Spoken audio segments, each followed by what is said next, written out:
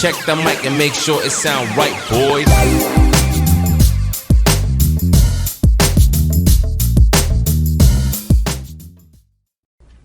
Here's number 4. Develop the ability to act. Take action. Not hasty if it isn't required, but don't lose much time. Here's the time to act. When the idea is hot and the emotion is strong. That's the time to act. You say, Mr. Rohn, I'd like to have a library like yours. See, if you feel strong about that, what you got to do is get the first book and then get the second book. Before the feeling passes and before the idea gets dim, action pronto, action immediate, action as soon as possible. Because if you don't, here's what happens. We call it the law of diminishing intent. We intend to when the idea strikes us. We intend to when the emotion is high. But now if you don't translate that into action fairly soon, now the intent starts to diminish. And a month from now it's cold. A year from now, can't be found. So act. Set up a discipline when the emotions are high and the idea is strong and clear and powerful. That's the time to set up the discipline. Somebody talks about good health and you're stirred. Says, right, I need to get a book on nutrition. Get the book before the idea passes and before the emotion gets cold. Go for the book. Start the library. Start the process. Fall on the floor. Do some push-ups. Action. Got to take action. Otherwise, the wisdom is wasted. Otherwise, the emotion soon passes. Unless you put it into a disciplined activity. Capture it. Disciplines is called how to capture the emotion and how to capture the wisdom and translate it into equity. Disciplines. Now, here's what's important about disciplines. All disciplines affect each other. In fact, here's a good philosophical phrase. Everything affects everything else. Nothing stands alone. Don't be naive in saying, well, this doesn't matter. I'm telling you, everything matters. There are some things that matter more than others, but there isn't anything that doesn't matter. Okay. We all pity the man who says, well, this is the only place I let down. Not true. Key to take home. Every letdown affects the rest of your performance. Every letdown affects the rest. This is part of the educational process on personal development. If you don't take the walk around the block, you probably won't do the apple a day. If you don't do the apple a day, you probably won't start building your library. If you don't build your library, you probably won't keep a journal, and you won't take pictures, and then you won't do this, you won't do wise things with your money, won't do wise things with your time, won't do wise things with your possibilities and relationships, and the first thing you know, 6 years of that accumulated, and we say you have messed up. So the whole key to reversing that process now is to start picking up these disciplines. Now here's the positive side. Every new discipline affects the rest of your disciplines. Every new one affects the rest. That's why action is so important. The least action, the smallest action. Take it. Because when you start accomplishing and the value starts to return from that one action, it'll inspire you to do the next one and the next one and the next one. You start walking around the block, it'll inspire you to get an apple. Get an apple, it'll inspire you to get a book. Get a book, it'll inspire you to get a journal. Get a journal, it'll inspire you to grow, develop some skills. All disciplines affect each other. Every lack affects the rest. Every new affects the rest. The key is to diminish the lack and set up the new. And you've started a whole new life process. Key. Also, one more thought on discipline. Here's the greatest value of discipline. Self-worth. Self-esteem. People are teaching self-esteem these days, but they don't connect it to disciplines. The least lack of discipline, and it starts to erode our psyche. One of the greatest temptations is to just ease up a little bit, right? The slightest lack of doing your best starts to erode the psyche. Instead of doing your best, doing just a little less than your best. Sure enough, you say, well, it's just going to affect my sales. No, it's going to affect your consciousness. It's going to affect your philosophy. Now you've begun in the slightest way to affect your own philosophy. Here's the problem with the least neglect. Neglect starts as an infection. And if you don't take care of it, it becomes a disease. And one neglect leads to another. And the worst of all, when neglect starts, it diminishes our self-worth, our self-confidence, our self-value. You say, well, how can I get back my self-respect? I'm telling you, you don't have to go to 29 classes. All you have to do is start the smallest discipline that now corresponds to your own philosophy, like I should, and I could, and I will. No longer will I let neglect stack up on me so that I will have the sorry scenario 6 years from now, giving some excuse instead of celebrating my progress. That's the key to discipline. Okay? Let's get kids involved in the least of disciplines. One more, and then one more, and then another one, and then another one, and then some more. And the first thing you know, you're starting to weave the tapestry of a disciplined life into which you can pour more wisdom and more attitude and more strong feeling, more faith and more courage. Now you've got something, a vessel in which to put it, and now the equities start to flow. And the early return, I'm telling you, if you'll start this process, the early return will have you so excited, you'll commit yourself to this strategy for the rest of your life. You'll never go back to the old ways. Join a new crowd, join a new group. The disciplines to do it, take action.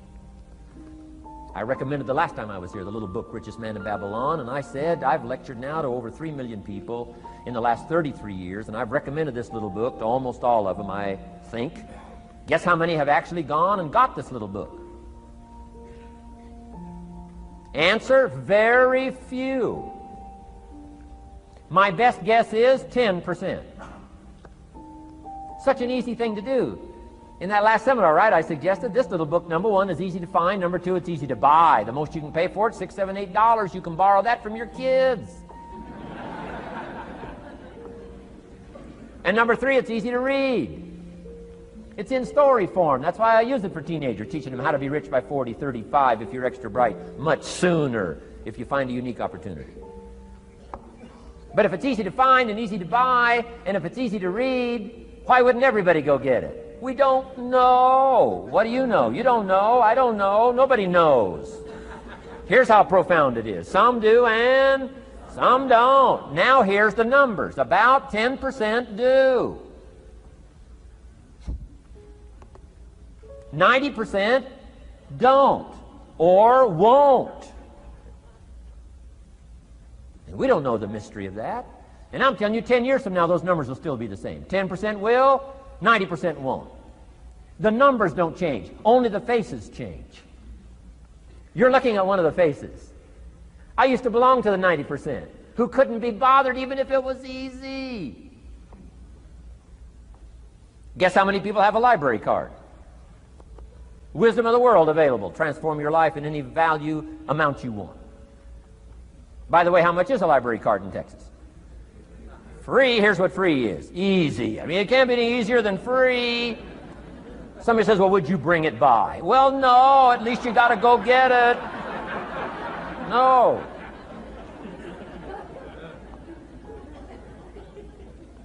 Wisdom of the world available. Transform your life spiritually, socially, personally, economically, and every other way. Teach you how to be rich and powerful and sophisticated and healthy, influential. How many people have a library card? Answer, 3%. 95, 97% couldn't be bothered. Guy specializes in happy hour, but he doesn't have a card. And now readily and quickly blames the government and blames his company and blames policy and blames the pay scale. When if he only knew, if he joined the 3%, here's my advice to you today. Walk away from the 97%. Don't talk like they talk. Don't act like they act. Don't go where they go. Don't specialize in what they specialize in. Throw away the blame list they cling to. Start you a new life. You say, well, is it as simple as getting a library card and join the 3%? And the answer is, of course. Of course. That's how easy this stuff is. This is so easy. It's so simple. It's not complex. You don't need a 2,000-year-old guru. You don't need multi-track affirmations. I'm telling you, don't. Affirmation without discipline is the beginning of delusion. Key.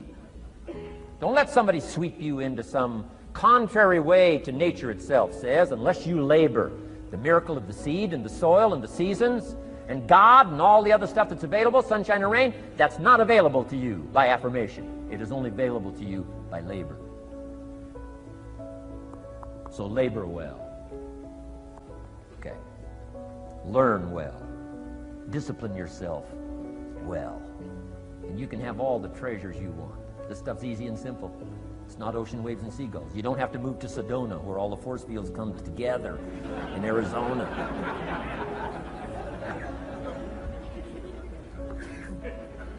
Let's teach our kids the simple ways to transform their health, number 1.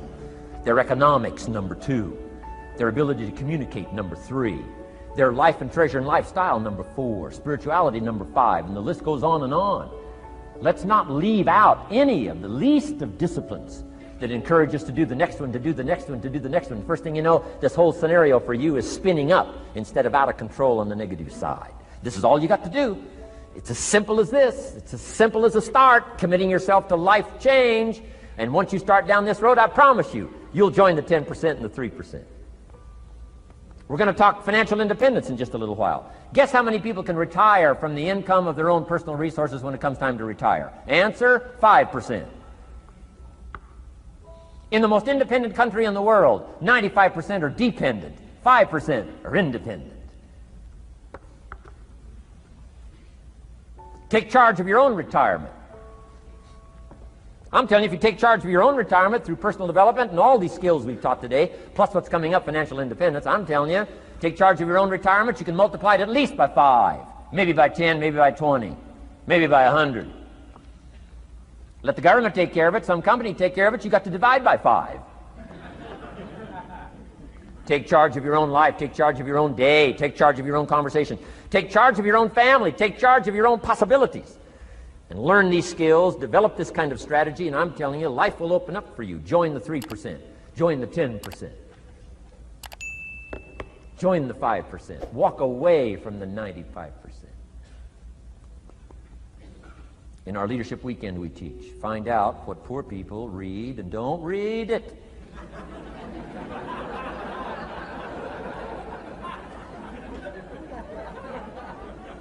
I'm telling you, don't talk like they talk. Lend a helping hand, but don't fall into their poor philosophical scenario. Don't blame what they blame. Don't use the excuses they use. It's called the language of the poor. Switch gears, switch language, switch ideas, switch strategy. Start with the simplest of disciplines. And don't bemean any of these disciplines. The smallest of disciplines starts the process of life change. And if you'll invest in this thing called discipline, you can have whatever you wish. It's called the beginning of a miracle. Now here's the last clue on discipline. Do the best you can. We covered earlier, but here's a good scenario for the do the best you can. I've got a good question for you. Is the best you can do all you can do? And the answer is no. Strangely enough. If we all fell on the floor right now and did as many push-ups as we possibly could, and let's say for some reason you haven't been into push-ups lately, I can't imagine why, but let's say the best you can do is 5. And you look up at the rest of us and say, hey, 5 is the best I can do. We can tell by the look on your face that's probably true. 5 is the best you can do. Now, is 5 all you can do? The answer is no. If you rest a little, you can do 5 more. Wow. And if you rest a little, you can do 5 more. And if you rest a little, you can do 15 more. How did we get from 5 to 15? It's a miracle.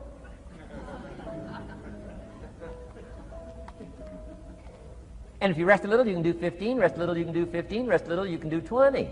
How did you get from 5 to 20? It's a miracle. Did you know you can keep doing that? Do a little more, rest a little, do a little more, rest a little, and finally get up to 50 push-ups? Is it possible to get up to 50 push-ups? Of course. How do you go from 5 to 50? It's a miracle. How do you get a miracle going? Number 1, do what you can. Don't leave out what you can, from writing a letter to your mother in Florida. Start cleaning it all up. 2, doing the push-ups. Go from 5 to 50. It's a miracle. Number 1, do what you can. Number 2, do the best you can. Here's number 3, rest very little.